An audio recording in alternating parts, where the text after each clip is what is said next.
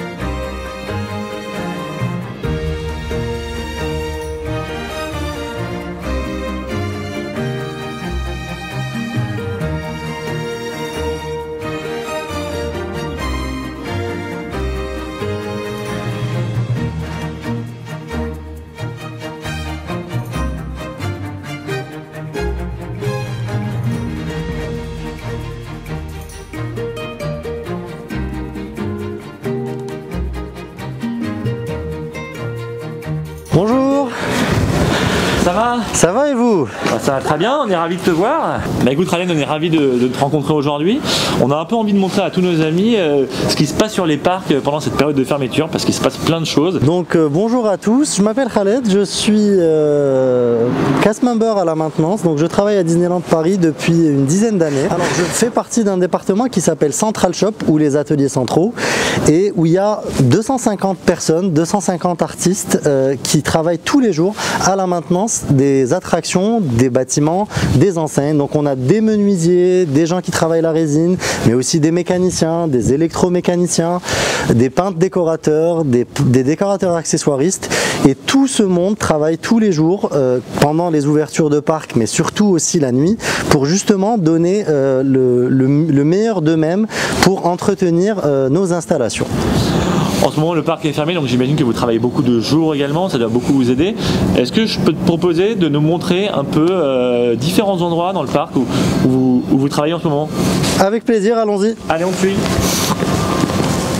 Donc je voulais vous montrer un de nos programmes de réhabilitation qui s'appelle le Brush and Roll, qui veut dire littéralement brosse et rouleau, qu'on a lancé en 2014, en 2015, et l'idée c'était de repeindre les bas de façade et les hauts de façade à intervalles réguliers. Donc par exemple, ici nous repeignons cette façade entièrement, qui est repeint à peu près une fois tous les 3 ans, de nuit quand le parc est ouvert, pour essayer d'impacter le minimum l'expérience de nos guests, et on repeint plusieurs fois par an les bas de façade parce qu'ils sont un peu plus abîmés que les hauts de façade. Donc ça c'est notre premier niveau de maintenance. On a un deuxième niveau, comme on va vous le montrer tout de suite sur la façade de Storybook Store, qui est faite elle tous les 15-20 ans. Donc comme je l'expliquais, la façade de Storybook Store est en train d'être réhabilitée complètement.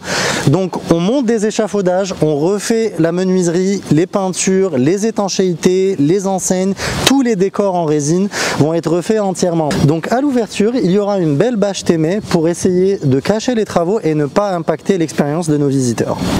Et alors là, au niveau des enseignes, il se passe quoi exactement? Donc en fait, on en profite aussi pour refaire beaucoup d'enseignes, la majorité des enseignes de Main Street, donc ils sont démontées, ramenées en atelier, on refait la feuille d'or, on refait la peinture.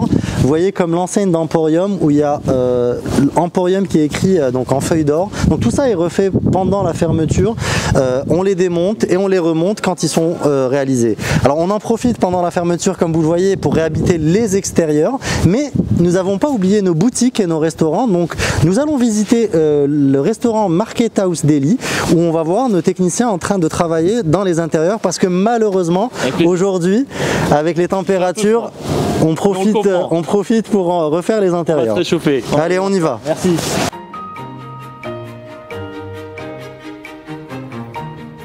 Donc Chloé, je te présente l'équipe d'EcoProps et l'équipe des vernisseurs qui sont aujourd'hui en train de réhabiliter les intérieurs du restaurant Market House Delhi.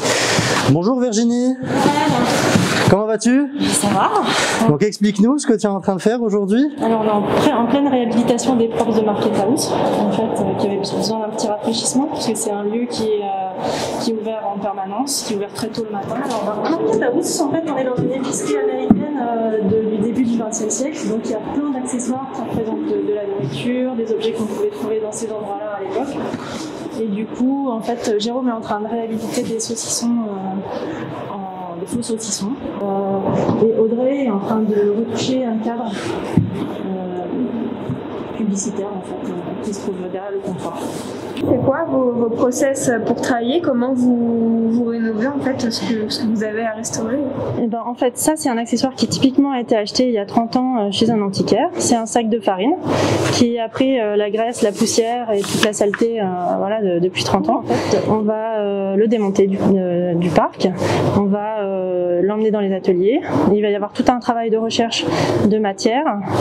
Le sac va être scanné, un graphiste va retoucher le visuel. On va faire la recherche de couleurs, donc on va trouver exactement la même couleur à l'identique et on va refaire une impression à l'identique. L'idée c'est de refaire le décor comme il a été pensé par les Imagineers il y a 30 ans. Et vous avez du coup un document de travail pour vous guider pendant votre restauration? Alors il y a beaucoup d'accessoires qui n'ont pas de documentation parce qu'en plus ça a été acheté et posé directement. Du coup en fait il y a tout un travail qu'on est en train de mettre en place pour justement avoir des documents pour les prochains et que cet accessoire puisse être réimprimé assez rapidement dans l'avenir. Super. Donc comme je vous le disais, les vernisseurs sont aussi en train de réhabiliter les lambris et vont réhabiliter les parquets. Donc bonjour Benjamin. Bonjour Alain. Peux-tu nous expliquer ce que vous êtes en train de faire sur ce restaurant? Comme un clavier en or que nous avons entièrement restauré, nous attaquons les lambris et le parquet. Alors ce qu'il faut savoir, c'est qu'on a entièrement tout reponcé pour pouvoir teinter et revernir. Voilà les portes quand on refait à nu, décapées à blanc. Vu que c'est un plaquage, donc il faut y aller tout doucement parce que sinon on attrape la perce. La perce, c'est ce que ça veut dire, c'est le plaquage qui s'enlève, donc il faut faire très attention. Il y a une partie qui est faite à la machine et une partie qui est faite à la main. Et ensuite on reteinte en vernis par-dessus. Merci beaucoup, bon courage à tous. Merci. Bon courage. Là, Chloé, on va aller à Fantasyland pour rencontrer nos peintres décorateurs. Bonjour Thomas. Bonjour Alain. Comment vas-tu? Ça va, impeccable, fraîchement. Donc Thomas, peux-tu nous dire un peu ce qu'est ton métier à Disneyland Paris? Alors je suis Thomas, peintre décorateur depuis 29 ans à Disneyland Paris. Mon travail consiste à réhabiliter les façades de Disney, donc notamment Chalet de la Marionnette, on l'a repris intégralement parce qu'il y avait des imperfections dues au nettoyage, ainsi il y avait aussi de la mousse, donc on est reparti sur une base ancienne qu'on a réhabilitée, on va dire ça comme ça, pour rehausser bien sûr les couleurs, lui redonner du peps et faire semblant qu'il y a une patine d'usure de temps mais toujours bien maîtrisée. Donc voilà. Merci beaucoup Thomas. Bonjour Morgane. Tu vas bien? Pas bien, franchement. Alors vous êtes sur Pinocchio? Alors on réa Pinocchio, là on est parti. Tu peux nous montrer un peu? Allez. Allez, on y va. Comme je vous ai dit, nous sommes à l'intérieur de l'attraction Pinocchio. Donc Morgane, peux-tu nous expliquer quels sont les travaux que vous avez effectués sur cette attraction? Alors on a commencé par les premières scènes, donc on va aller voir ça évidemment. On a commencé par le théâtre, ensuite la scène de la cave. On fonctionne scène par scène et on a fait un gros point d'action sur l'île au plaisir, là où se trouvent tous les bonbons, les sucres d'orge, la maison de pain d'épices. Et vous allez voir, c'est assez flagrant parce que la blacklight vieillit quand même assez vite avec les éclairages. Donc on a tout rehaussé, tout fait en sorte que ce soit bien lumineux. Morgane, les lumières ont été aussi changées sur cette attraction? Et oui, effectivement, les équipes show là ont fait un super boulot. Ils nous ont remis plein de lumières LED des nouvelles générations, et du coup, c'est ce qui permet à la blacklight, à la peinture donc UV, à réagir davantage. Donc ça nous fait un super décor très lumineux avec plein de profondeur. Donc vous allez voir, c'est quand même assez dingue. Moi, je vous invite à aller voir ça. Allez, on y va!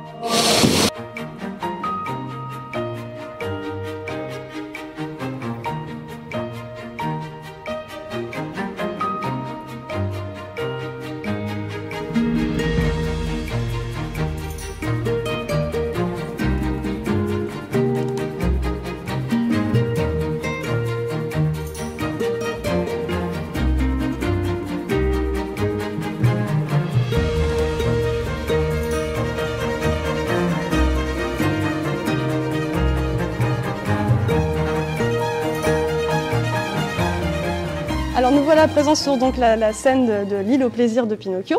Alors là, comme tu peux voir, par exemple, on a vraiment tout rehaussé sur cette scène. On a donc les espèces de gâteaux bleus, on a tous les sucres d'orge, les citrons qui étaient des oranges, à force tous les sucres d'orge qui se trouvent là-haut. Donc elle a repris vraiment toute la lumière qu'elle avait complètement perdue au fil des années.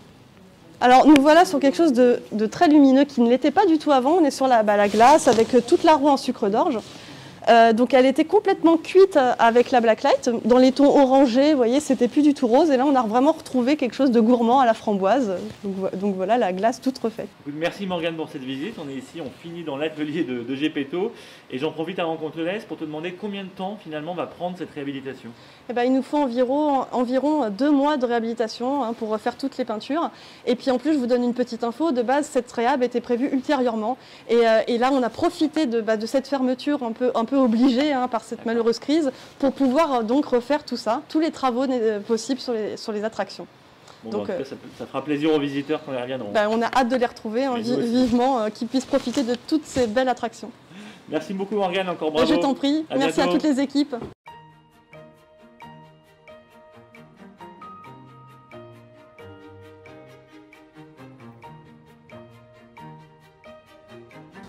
Donc nous sommes devant la Tour de la Terreur et comme je vous l'ai dit, on essaye de prendre soin de toutes nos attractions. Donc on va rejoindre un de nos cast members qui s'est particulièrement occupé de la Tour de la Terreur. Allons-y.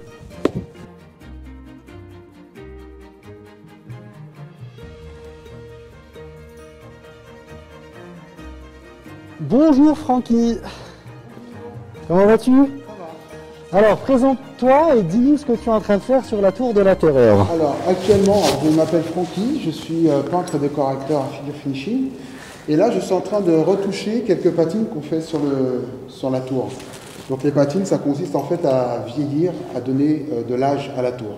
Donc toutes ces petites fissures que vous voyez sont des trompe-l'œil. Donc Francky, ça fait pratiquement 30 ans que tu travailles à Disneyland Paris.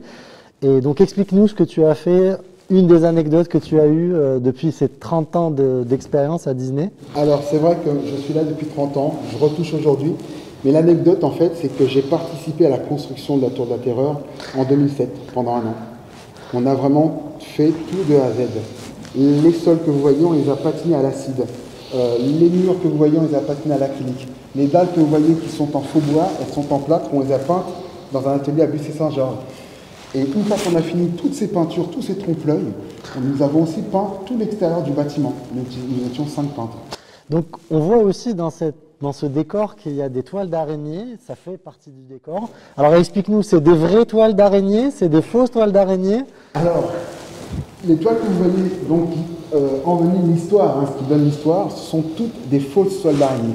Après la peinture, on a pris 2 semaines pour faire toutes ces toiles avec un cahier des charges. On veut des toiles là. Donc toutes ces toiles que vous voyez là, qu'on a faites à la main, sont de fausses toiles d'araignée. Alors, il y a une entité qui est essentielle à notre travail, c'est l'atelier décor, props. Ils ont chiné dans toute l'Europe tous les objets que vous voyez, qui sont d'époque. La plupart des objets sont vrais. Il y a peu de reproduction ici. Donc les objets ont été placés et nous on est venu les entoiler. Donc on travaille essentiellement beaucoup avec eux. Voilà. Les toiles sont fabriquées, donc je vous laisse imaginer, ce ne sont pas des vrais. Donc on travaille ça avec de la colle chaude. Donc le principe c'est qu'on a modifié un pistolet à colle en y amenant une arrivée d'air. Et l'effet cumulé de l'air et de la colle forme ce tissage. Merci beaucoup Francky, on va un peu avancer pour voir les autres endroits de la Tour de la Terreur. Très bien. Ah, petite anecdote sur ce point ici. Alors là, figure une ancienne pointeuse, donc refaite à l'identique, hein. C'est même une qu'on a décrochée à l'époque. Et pour la petite touche, c'est qu'on a mis nos noms, tous les artistes peintres qui ont travaillé sur la tour, y compris la direction artistique américaine. Francky, peux-tu nous dire pour la tour comment ça s'est passé? Tout à fait. Alors, pour chaque objet que vous voyez posé, pour chaque patine qui a été faite, il y a une direction artistique faite par WDI. Les imagineurs ont dessiné, ont imaginé l'attraction en 1939. Donc ce que vous voyez là, la chaise qui est posée là, c'est un choix de leur part. On ne peut pas la mettre autrement que ça. La patine qui est sur le coffre là, c'est leur direction artistique. On a suivi exactement ce qu'ils voulaient.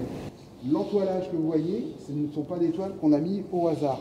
Elles nous ont été demandées, dessinées, on a même mis des croquis. Et on a mis les toiles là où il fallait et la quantité qu'il fallait. Donc tout ce que vous voyez là n'est pas dû au hasard. Quand on réhabilite, là pour le coup, on a dû enlever toutes les toiles qui étaient pleines de moutons, on a dû passer l'aspirateur nettoyer sans toucher au décor et on est revenu entoiler avec un classeur photo à l'appui. À la suite, on a été obligé de demander à WDI de venir valider ce qu'ils ont fait. Et ça, c'est valable pour tous les décors pour tout Disney, du tous parc. les décors que vous voyez. Rien n'est dû à notre simple... voilà. C'est ça. Francky, Ralen, merci beaucoup à vous deux. Merci pour nous avoir présenté ce travail magnifique. Ralen, merci pour ce parcours et tout ce que tu nous as montré aujourd'hui. Il y a encore plein de projets sur lesquels j'espère on reviendra te voir dans les prochaines semaines. Et puis voilà, bon courage pour la suite. Merci à vous. À très bientôt pour nos visiteurs aussi. Et pour l'instant, moi et Francky, nous allons faire un petit tour dans la 4e dimension. À bientôt. Allez, bon courage. Au revoir.